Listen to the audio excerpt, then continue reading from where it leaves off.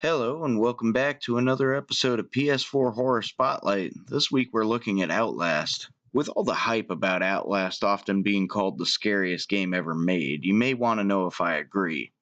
The answer is no, but I don't deny that the game can be terrifying. Just ask the shit stains in my underpants. In its best moments, Outlast shows you the meaning of fear, then forces you to confront it head on in ways few games have. But all too often, its run, hide, or die mechanics simply become run and die mechanics, which descend from scary to stressful and bottom out at frustration as numerous encounters descend into panic sessions of trial and error. Outlast has more problems than an untalented homeless millennial, but if Amnesia resurrected survival horror, Outlast cemented it as an indie cash cow, and for that alone it deserves a tip of the hat. The game's opening is brilliant, taking its time to allow the player to bask in the atmosphere of the ruined insane asylum of Mount Massive. It's a horror cliche, sure, but it's one that has never been explored so meticulously in a video game. For a while, I wondered whether or not I could actually be killed, as I thought that perhaps Outlast was a spooky ghost train of jump scares. There are plenty of ghost train games I'll cover in the near future, some of which are beautifully realized, and others that belong in a garbage fire, but rest assured that Outlast is no ghost train.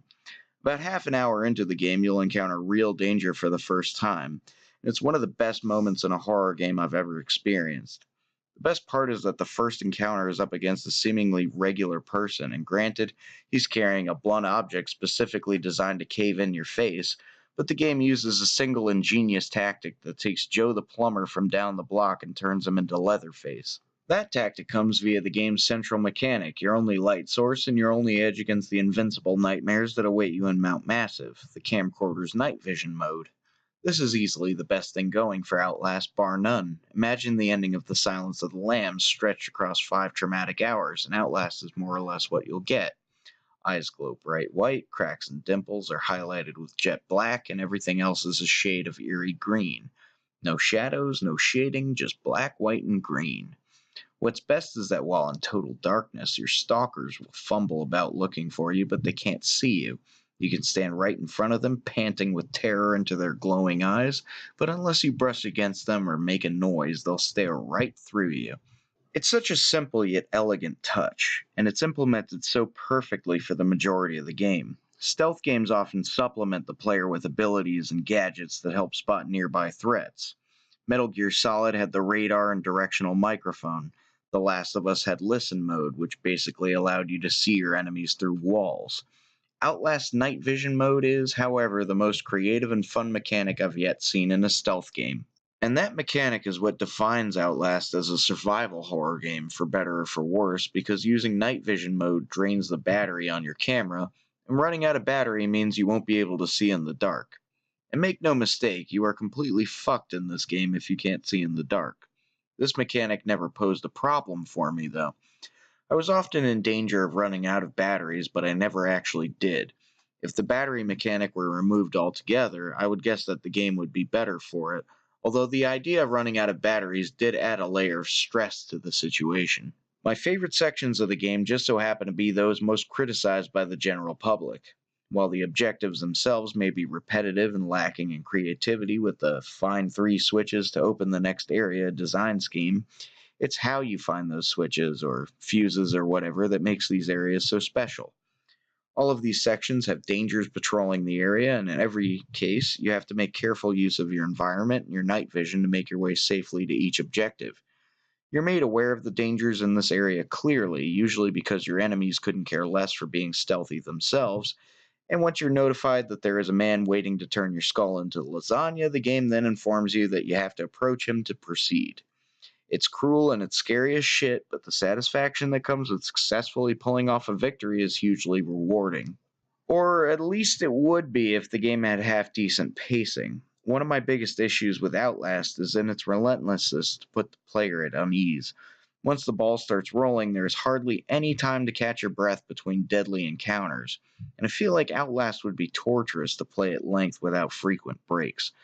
This is a fairly short game, running a total of about 4 to 5 hours, which is enough for me to power through in one sitting. However, it takes me about a week to finish Outlast every time I play it, because I can't usually last more than an hour before I'm threatened with cardiac arrest. Consider this: I find Amnesia the Dark Descent to be considerably scarier than Outlast, yet I can start and finish it in a day. Why is that? Probably because Amnesia is beautifully paced. Outlast is scary as all hell, mind you, but when it's relentlessly beaten over the player's head without much in the way of quiet, safe moments, the fear turns into stress, and nobody goes out of their way to play a horror game for its high stress factor. Thus, you have to create your own downtime for Outlast, and you do just that by turning it off for the night. Part and parcel with its lack of acceptable pacing is Outlast's comical lack of subtlety. The scariest things about Outlast are its violent residents, and sure, seeing clearly that they beat people into gory piles of pulp ups the ante, but does every room need a gore pile to get that message across? How many toilets did I encounter with severed arms sticking out of them? Look, I get it, the place went crazy and people killed each other. But after the 100th gore pile I squished my feet through in the first hour of the game, I genuinely began to find gore piles to be quaint. And there's really not much you can do to one-up 100 gore piles if you're looking to gross me out. Hey, that's a good subgenre we can pigeonhole Outlast into. Gross out horror. All the floppy dicks and gore piles you'll ever need can be found in Outlast. But perhaps the biggest letdown of all is the story. While I like the protagonist, a journalist that does everything it takes to get a good scoop, the overall plot suffers from, well, being explained. Remember how the monsters in Amnesia were really scary, and how you walked away from that game's ending still thinking they were scary? Maybe it's because there wasn't any kind of exposition on how the Amnesia monsters were actually genetically engineered frog people from an experiment gone wrong. But Outlast dares to explain itself with a hokey pseudoscience that makes Resident Evil seem plausible by comparison. I don't want to spoil it because it largely concerns the final half hour of the game, but god damn, that was fucking dumb.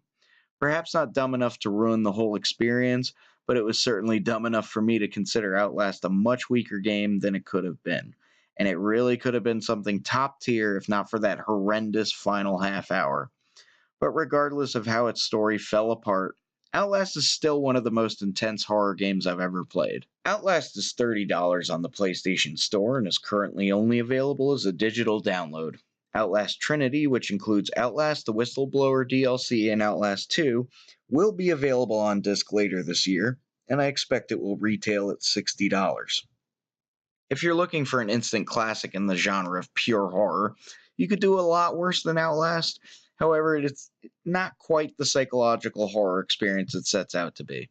With better pacing and storytelling, it could have been perfect.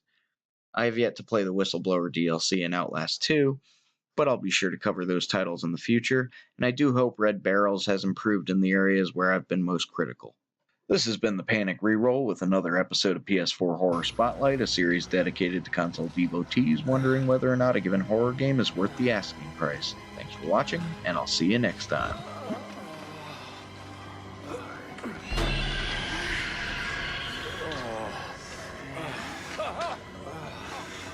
God damn it!